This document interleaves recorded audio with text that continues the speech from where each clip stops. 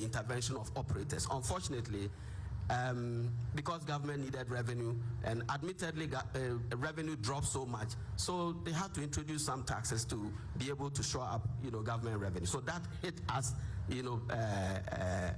so much as a business. But as I told you, what were some of the things that we did? What we did was to take a worst-case scenario approach to taking decisions, and to say that, how do we survive even with the introduction of these new taxes? And that meant we needed to accept the reality that we have to be financially disciplined and to cut back on certain things that we would have loved to do. So let me bring in Dr. Sumi at this point, and let's look at it before we get to how we break it. I just want us to do one last thing. So let's look at the impact of not spending within our limits. I'm getting back to that again, because we know that in election years, there's a lot of money within the system.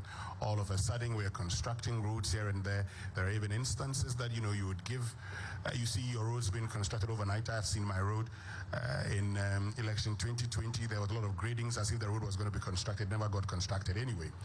Now, all of these expenditure and excess liquidity that we find within the system during election years, how do they impact the economy? So we have to ask, where do they come from? Okay. And through what means do they get into the economy? Because it is usually, a lot of it is unplanned spending. Some of it don't even go through the normal channels. So and then you have to think about how we distribute whatever is spent, because it's not spent first through businesses, so that we know that it's going to generate some economic activity. Because you see, if there's liquidity in the system, but it is used in such a way that it's used to produce goods and services, it may not necessarily be inflationary. If you print money, and that money you print is used to finance production, it is completely different from monies that you just give to friends or people you know who may not necessarily engage in productive activity, but it becomes part of the money chasing goods in the system. So there's that inflationary part. But because it's unplanned, so usually when we are thinking about the budget, there's a lot of care, a lot of reasoning in terms of where we want the economy to go and how much we need to spend. But when you go overboard, when we go above that, and this happens a lot, if you read the IMF 17, the document, it spoke about how, at the start of 2022, when the e-levy discussion started, and then Ghanaians began to demand that government start to look at its own spending rather than collecting all these taxes. We were told that there's going to be a 30% across-board cut in discretionary spending by the government. When the document came out, we were told that didn't happen. And one of the main reasons is extra budgetary spending. So spending that really doesn't go through the approved channels, the Gixman system, so that we have control and we're able to track. So part of that is not just the fiscal side that gets worse, but because those spending doesn't really generate economic activity, then the inflationary pressures also begin to build. And then obviously it's going to have an impact on our debt situation. And then it just carries on and on and on. So because if government is spending more than planned, then it might be forced to borrow, and then that means that interest costs for businesses start rising, and then the effects begin to cascade, and then everything just go out of gear. So in order in order to ensure that everything doesn't go out of gear, let's now come back to it. How do we break that cycle? How do we ensure that in 2024, we don't go back to what we've become used to as a country? So to answer that, let's look at the root. Where are the causes? Why do these things happen? Now, I would say there's an incentive component, which is extremely strong, and there is enabling component. So what I mean by the incentive component, and that is purely political. Ghana's elections have been very, very tight. And there's a sense by the politicians that, especially those in power, that if they spend more, they may tilt the balance. And both parties know that their incentive is, let's make sure that we are in power to clean up any mess than to leave a clean fiscal space for the next government. That's always the thinking, and that is a very powerful incentive, because after all, they know that it's better to be in power when the economy is bad and you are the one trying to fix it than to be in a position or opposition when the economy is good. So because of this incentive, there's always going to be the desire. The question is there anything that stops them? And I think that is where the looseness in our public financial management space comes in. We don't really have sufficient controls and independent monitoring of how government's day-to-day spending happens. So ministers and other politicians are able to get access to public funds and spend. So as for the incentive, I mean, what to change, the way to change it is relatively long term. We have to change a lot about our constitution and our political governance system. That is relatively long term. What we could do is to put more controls so that it makes it more difficult for people in power to divert funds from planned to unplanned needs. What are some of these controls that you would propose? Well, we've already seen some. So in the current program, and we also saw this in the budget, there's an attempt to make sure that no spending happens outside of what goes through gift mix. Because we learned that those are the reasons why we managed to mess up some of the COVID-19 funds. The only problem is, it is the government that has to do this, and it's the government that wants to overspend. So the question is, who is the independent entity monitoring that government is actually doing all of this?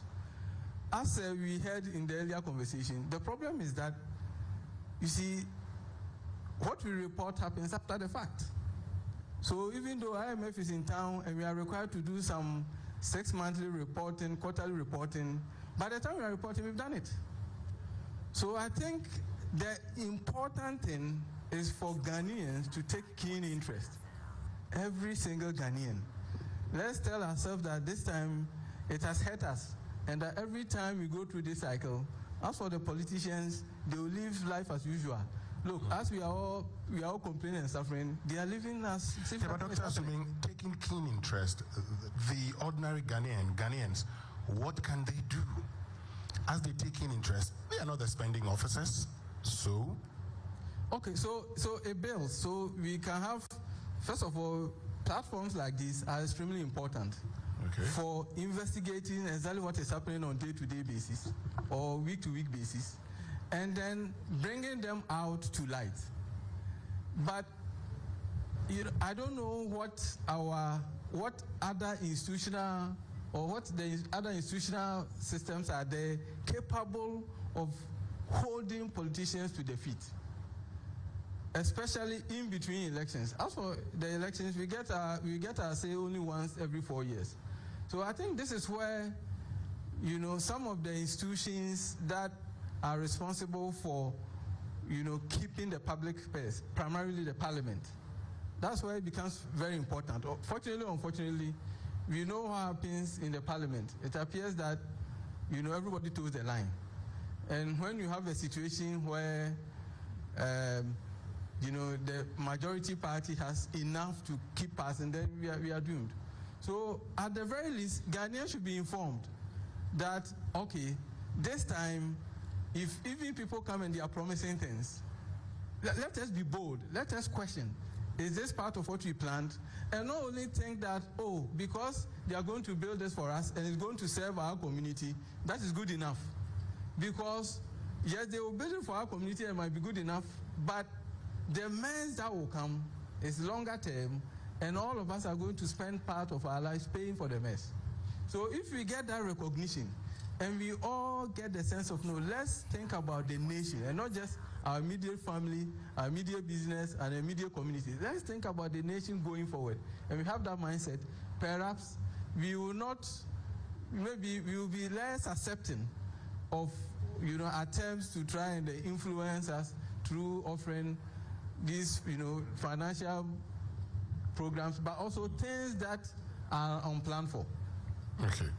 You've talked about those who are in parliament, and if you have majority, for instance, you can do anything. But fortunately or unfortunately, this time we have a hang parliament. I know there are many who have said it hasn't really lived up to expectation. But Mike, let me find out for you before I get to, give the chance to all those who are in here on what should be done. What should we do? We've talked about all the problems. We've talked about all the effects of overspending. What do we do to curb it? Winston, thank you. For me,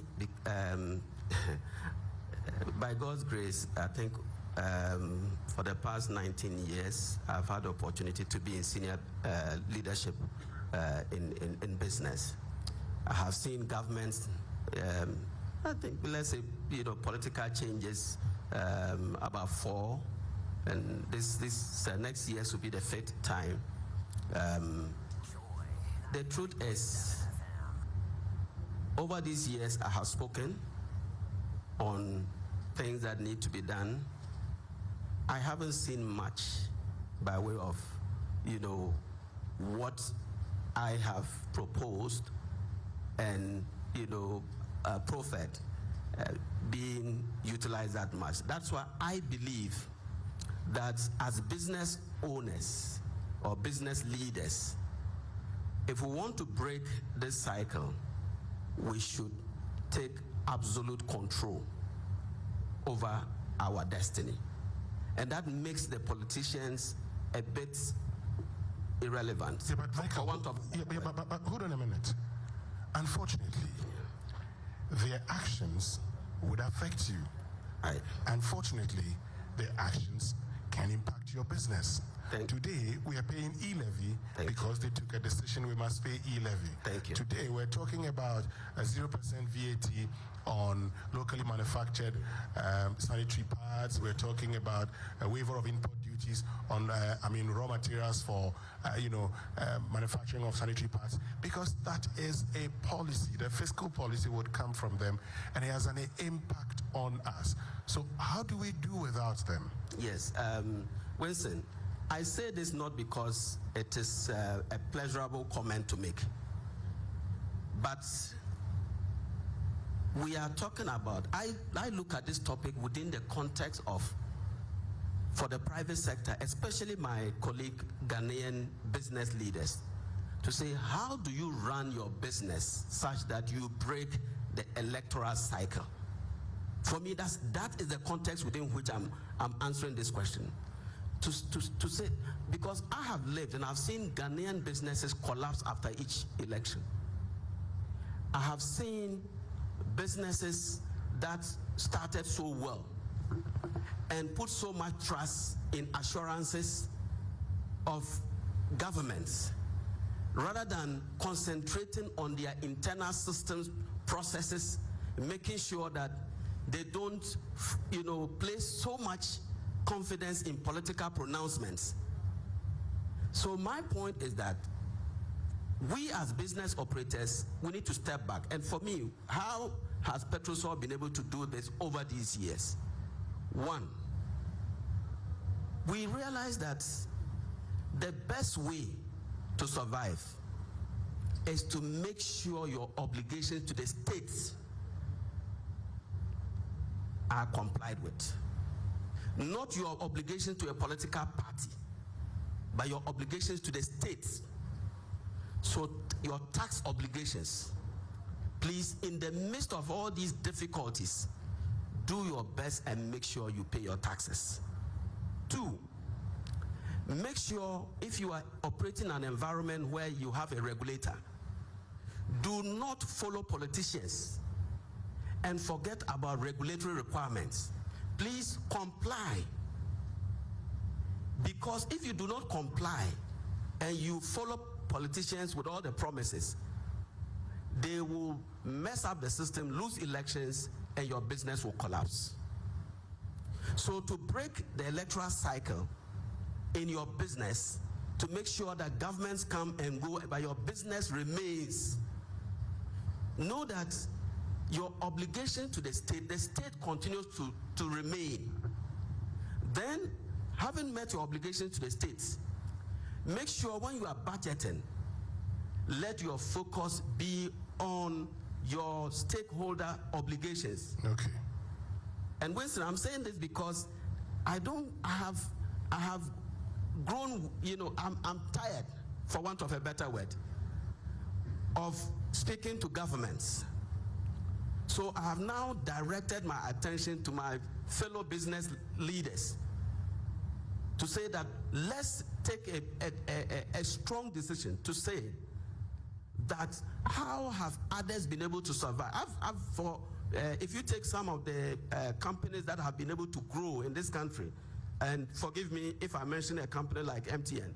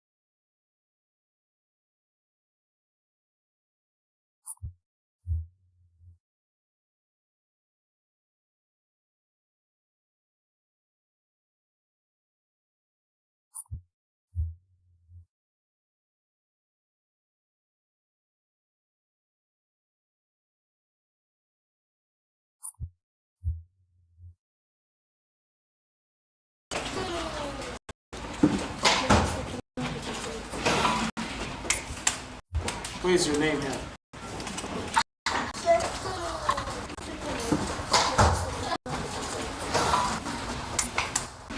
What is your name here?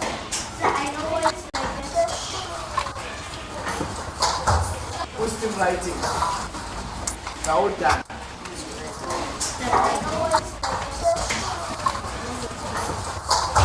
Who's still writing? Kauda.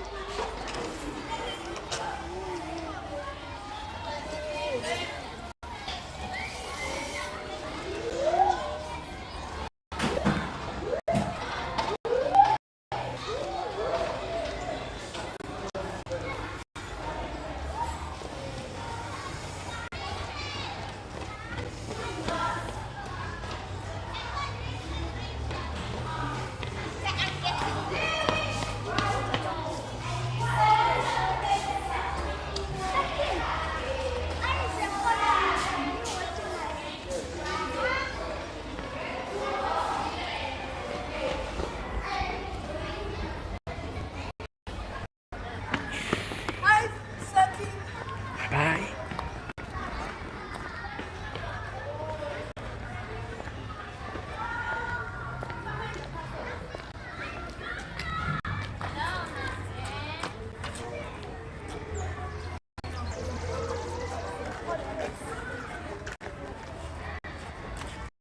Yo, well, you don't want to see you.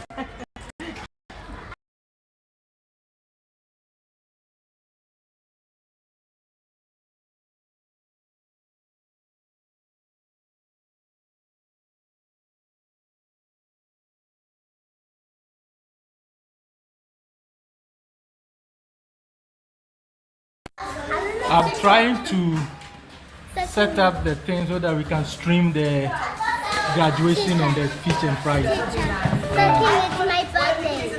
Saki! Don't worry. Saki, it's my birthday. Saki, It's your birthday? yes. Birthday cake. You must come here and get cake. Okay, I'll come. Teacher, hug. Teacher, remember my birthday. Okay, I'll come and get a cake. Saki. Snato. Teacher. It's fine. Umina. Teacher, what is doing? Teacher. Listen up here.